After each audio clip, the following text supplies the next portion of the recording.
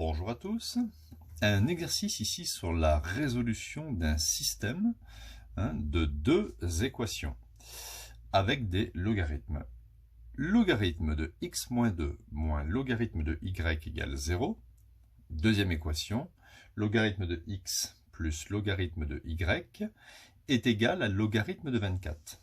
Alors, dans un premier temps, étant donné qu'il y a la présence de logarithmes, il faut absolument définir le domaine d'étude, les valeurs permises pour x. Alors, à partir du moment où il y a logarithme de x moins 2, il va y avoir deux conditions. Il faut que x moins 2 soit strictement supérieur à 0, parce que le logarithme n'accepte que des nombres strictement supérieurs à 0, et il faut que étant donné qu'il y a ln de y, il faut que y soit strictement supérieur à 0. Donc x-2 supérieur à 0, ça équivaut à x supérieur à, je fais passer le moins 2 à droite, à 2. X doit être supérieur à 2, donc je vais l'indiquer ici, pour ne pas l'oublier, et y doit être strictement supérieur à 0. Donc on fera attention tout à l'heure, après la résolution du système, que nos solutions vérifient bien x supérieur à 2 et y supérieur à 0. Alors on y va pour la résolution.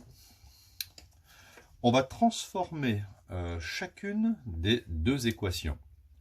On va utiliser pour cela une formule qui nous dit que logarithme de a moins logarithme de b est égal à logarithme de a sur b.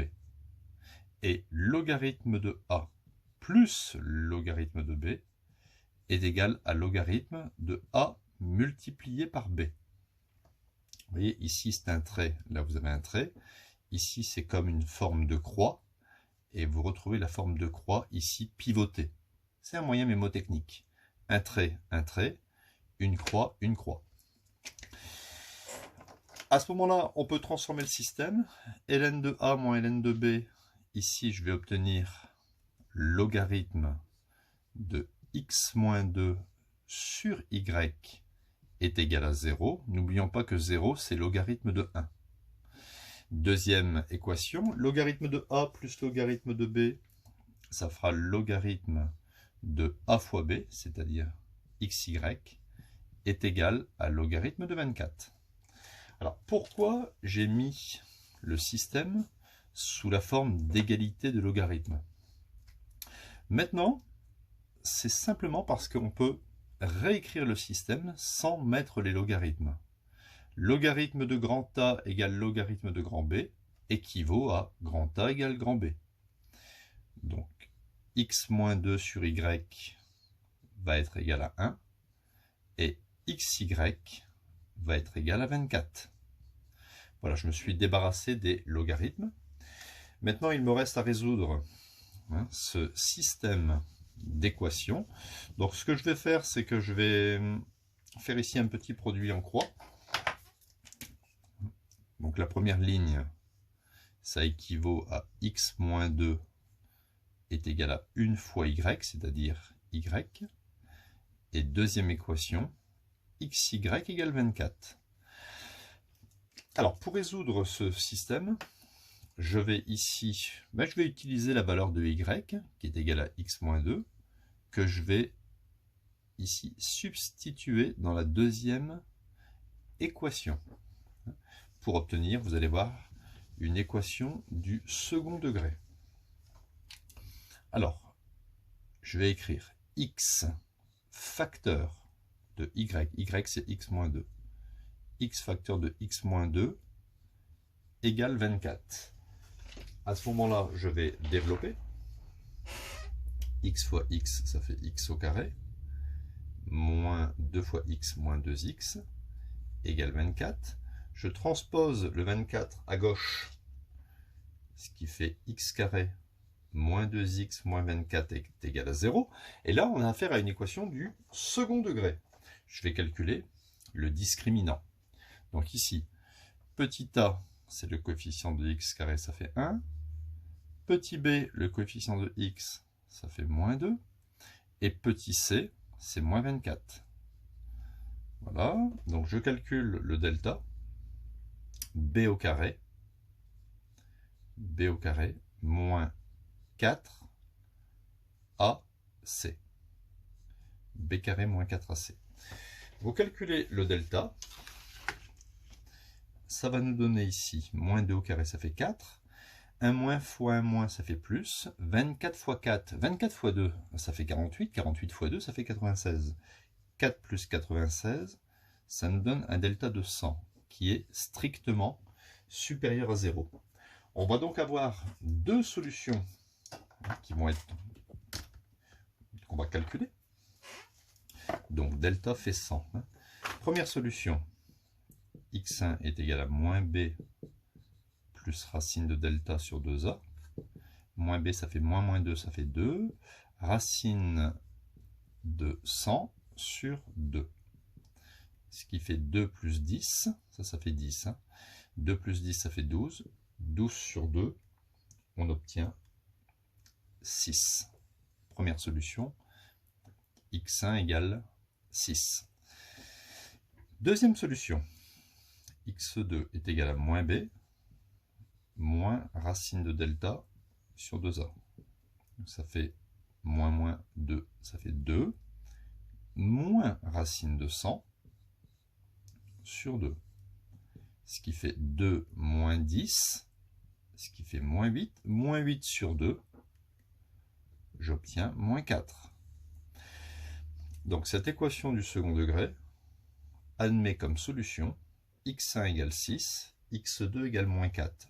Regardez, déjà, je vais ici barrer cette solution. Pourquoi? Parce que x2 est égal à moins 4 et ici, bien sûr, négatif, mais c'est ne respecte pas, on sait que c'est négatif, moins 4, mais ça ne respecte pas plus grand que 2. Par contre, x1, je peux écrire que x1, c'est strictement plus grand que 2. Donc, je peux considérer cette solution comme bonne. Maintenant, il me faut trouver la valeur de y, en partant du fait que x1 est égal à 6. Donc, y, il est ici, regardez. Y, c'est x moins 2. Donc, je vais simplement marquer y1. Y1, parce que là, j'avais x1. Y1 est égal à x1 moins 2. x1, ça fait 6. 6 moins 2, ça fait 4.